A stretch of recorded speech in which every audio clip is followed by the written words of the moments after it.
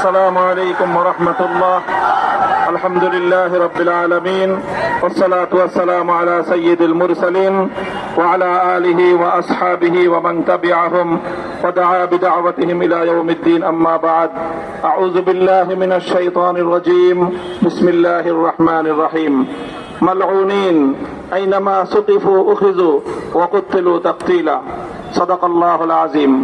হেফাজতে ইসলাম বাংলাদেশ ঢাকা মহানগর কর্তৃক আয়োজিত নবীজিকে কটূক্তির বিরুদ্ধে প্রতিবাদে আয়োজিত আজকের এই বিক্ষোভ সমাবেশ মিছিল পূর্ববর্তী সমাবেশে উপস্থিত সংগ্রামী হেফাজতের মহাসচিব, কেন্দ্রীয় নেতৃবৃন্দ, সমবেত নবীপ্রেমিক বিক্ষুব্ধ তাওহীদি জনতা, আমাদের মহাসচিব সাহেব, অন্যান্য কেন্দ্রীয় নেতৃবৃন্দ আমাদের মূল বক্তব্য দিয়েছেন।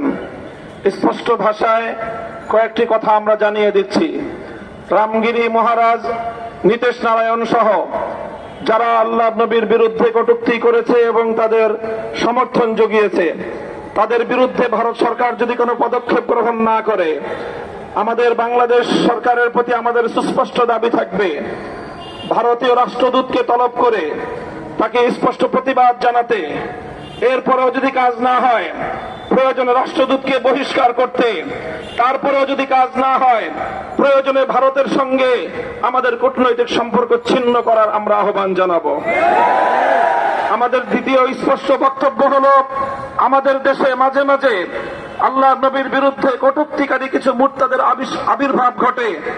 আমরা স্পষ্ট ভাষায় আমাদের অবস্থান ব্যক্ত করছি, আল্লাহ নবীর ইজ্জতের প্রশ্নে আমরা কোনো বিষয়ে ছাড় দিতে আপোষ করতে প্রস্তুত নাই।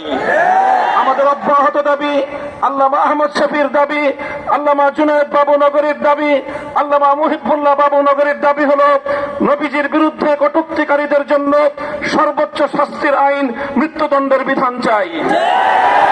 স্পষ্ট ভাষায় আমাদের মহাসচিব সাহেব যে কথা বলেছেন আমি আবারও স্মরণ করিয়ে দিতে চাই। বর্তমান সরকারকে আমরা সহযোগিতা করছি, আগামী দিনেও সহযোগিতা করতে প্রস্তুত, কিন্তু ইসলামের বিরুদ্ধে, আল্লাহ নবীর ইজ্জতের বিরুদ্ধে যদি সরকার বুঝে বা না বুঝে কোনো পদক্ষেপ নেয় আমরা সতর্ক করব। সতর্কর পর যদি তারা সতর্ক না হয় আমরা আমাদের কঠোর পদক্ষেপ নিতে বাধ্য হব। আল্লাহ নবীর হাদিসকে অস্বীকার করা এটা নবীজিকে অবমাননার নামান্তর।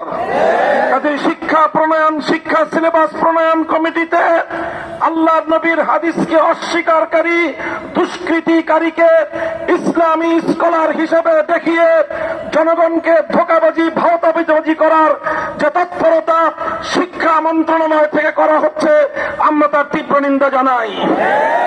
এরপরেও যদি সেই বিতর্কিত ব্যক্তিকে সেখান থেকে বাদ না দেওয়া হয় হেফাজতে ইসলাম কঠোর কর্মসূচি গ্রহণ করতে বাধ্য হবে।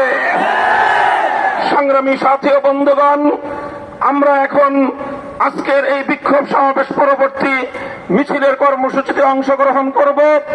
আমাদের কেন্দ্রীয় নেতৃবৃন্দ সামনে যাবে, আপনারা সুশৃঙ্খল ভাবে মিছিলে অংশগ্রহণ করবেন। আমাদের মিছিল পল্টন মোড় হয়ে নাইটিঙ্গেল মোড়ে গিয়ে দোয়ার মাধ্যমে সমাপ্ত হবে ইনশাআল্লাহ। আমাদের বাংলাদেশ হেফাজতে ইসলাম বাংলাদেশের ঢাকা মহানগরের সভাপতি, কেন্দ্রীয় সিনিয়র যুগ্ম মহাসচিব মাওলানা জুনায়েদ আল হাবিব সাহেব, ইনশাআল্লাহ আমরা আশা করছি তিনি ইতিমধ্যে আমাদের মাঝে এসে উপস্থিত হবেন এবং সর্বশেষ তার দোয়ার মাধ্যমে আমরা আমাদের এই বিক্ষোভ কর্মসূচি সমাপ্ত করব। সকলকে শান্তিপূর্ণভাবে এই বিক্ষোভ মিছিলে অংশগ্রহণ করার উদাত্ত আহ্বান জানিয়ে বক্তব্য শেষ করলাম। ও আখিরু দাওয়ানা আলহামদুলিল্লাহি রাব্বিল আলামিন।